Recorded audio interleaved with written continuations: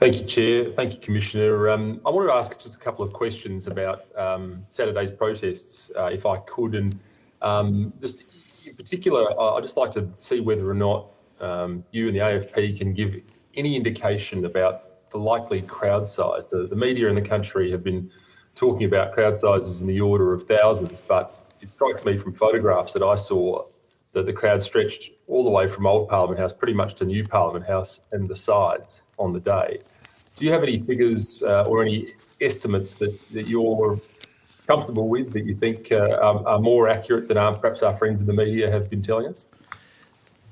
The estimates that I was supplied range from 6,000 to 7,000 at the low end to 10,000 at the top end.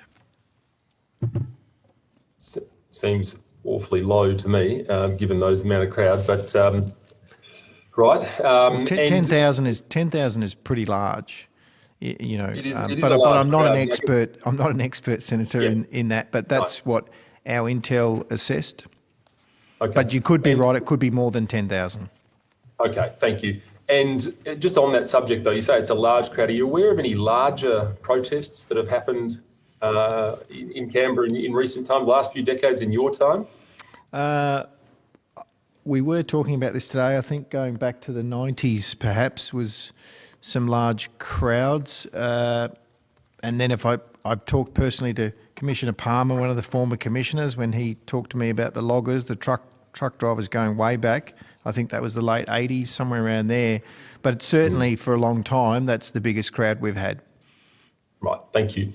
I know Senator Roberts touched on this earlier, but he mentioned the deployment of some equipment, and I think he was referring to an LRAD machine, and I've been provided with this photograph, which I'm happy to table electronically, of course, from a distance.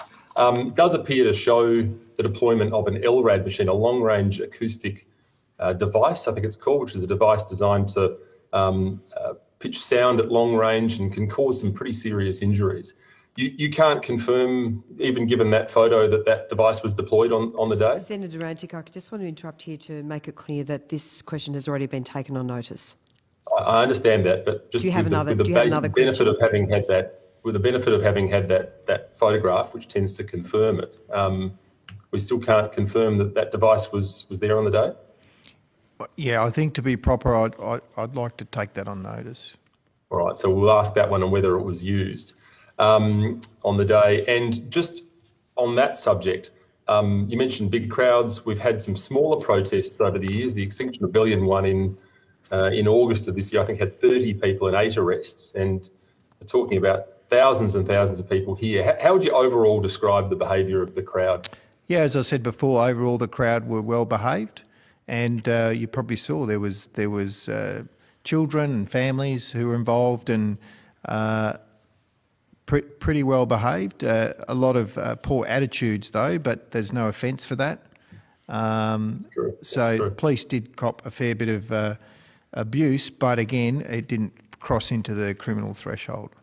Right, so mostly peaceful then. Mostly peaceful. Senator Antic, I'm sorry, we are going to have to... I have one more question, Chair, and it's a very quick one. Make a very quick one.